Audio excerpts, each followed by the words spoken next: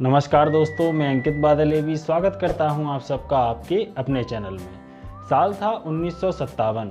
Film जन्म जन्म के फेरे रिलीज हुई और म्यूजिकल हिट साबित हुई। और आगे बढ़ने से पहले आप लोगों को पता ही है, अगर चैनल सब्सक्राइब नहीं किया है तो इसे अभी सब्सक्राइब करें, जिससे कि हमारे आने वाले ऐसे ही और वीडियोस का नोटिफिकेशन आपको सबसे पहले मिले। तो चलिए दोस्तों, अब वीडियो शुरू करते हैं। आपको उस गाने का नाम बताऊं उससे पहले उस गाने से जुड़े किस्से के बारे में बात कर लेते हैं। इससे गाने का नाम जानने में भी थोड़ा मजा आएगा। दोस्तों, आज हम जिस गाने की बात कर रहे हैं उस गाने को लिखा था पंडित भरत व्यास जी ने। दोस्तों, हुआ कुछ यूँ था कि पंडित भरत व्यास जी के एक सुपुत्र थे जिनका नाम था श्याम सुंदर व्यास। श्याम सुंदर जी बहुत ही अंतर्मुखी स्वभाव के और एक संवेदनशील व्यक्ति थे। हुआ यूं कि एक बार वह अपने पिता से किसी बात पर नाराज होकर घर छोड़कर चले गए। इधर पंडित भरत व्यास जी ने अपने पुत्र को खोजने के काफ़ी प्रयास किए। टीवी रेडियो पर भी कई विज्ञापन दिए, गलियों में बाजारों में पोस्टर चिपकवाए, ज्योतिषियों से पूछा, मंदिरों में मस्जिदों में काफ़ी माथा टेका, लेकिन उनका पुत्र वापस नहीं आया। वह जो भी करते हर क्षेत्र में उनको निराशा ही हाथ लगती। 50 का दशक व्यास जी का सबसे बेहतरीन दशक था।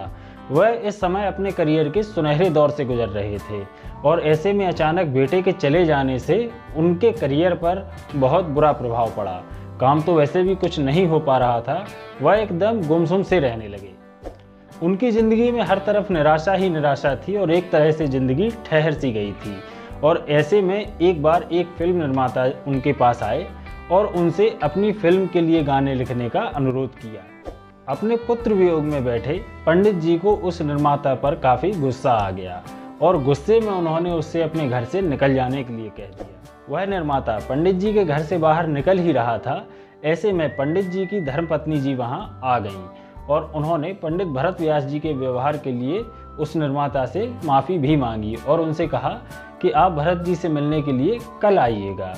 वह निर्माता उनकी बात मानकर चला गया। इसके बाद पंडित भरत व्यास जी की पत्नी ने अंदर आकर भरत जी से कहा कि आपको अपने पुत्र के लिए इस फिल्म के गाने लिखने चाहिए। पंडित जी को उनकी यह बात काफ़ी ठीक लगी और उन्होंने वह बात मान ली और गाने लिखने शुरू किए। और बाद में उन्होंने जो गाना लिखा उसके बोल थे, जरा सामने तो आओ छलिए, छुप छुप छलने में क्या राज है। यह गाना फिल्म जन्म जन्म के फेरे में शामिल किया गया। रफ़ी साहब और लता जी ने बड़े ही दर्द भरे गले से इस गाने को गाया। गाना काफ़ी पसंद किया गया, लेकिन अफसोस बेटा नहीं लौटा। लेकिन इसके बावजूद पंडित भरत व्यास जी ने हिम्मत नहीं हारी और इसके बाद फिल्म रानी रूपमती के लिए पंडित जी ने एक और दर्द भरा गीत लिखा, जिसके बोल थे, लौट के आजा मेरे मीत, तुझे मेरे गीत बुलाते हैं। कहते हैं ना, जहाँ चाय होती है वहीं राय होती है। इस गीत में भी बहुत दर्द था, कशिश थी और इस बार पंडित जी की दुआ काम कर गई और उनका बेटा घर लौटकर आ गया। लेकिन आश्चर्य देखिए, वियोग में लिखे गए यह गाने युवा प्रेमियों के सिर चढ़कर बोलते थे और काफ़ी पसंद भी किए जाते थे। यह पंडित जी के ही कलम का जादू था। हिंदी सिनेमा में पंडित जी के योगदान को भुलाया नहीं जा सकता। उन्होंने हिंदी सिनेमा को एक से बढ़कर एक कई यादगार और सुपरहिट गीत दिए। भरत व्यास जी का लिखा हुआ एक गीत, ए मालिक तेरे बंदे हम, महाराष्ट्र के कई स्कूलों में प्रारंभिक प्रार्थना के रूप में कई सालों तक यूज किया गया। 50 का दशक भरत व्यास जी के फिल्मी करियर का सर्वश्रेष्ठ दशक था। दोस्तों, उम्मीद करता हूं आपको यह जानकारी और यह वीडियो अच्छा लगा होगा। अगर वीडियो अच्छा लगा हो तो वीडियो को लाइक करें, शेयर करें।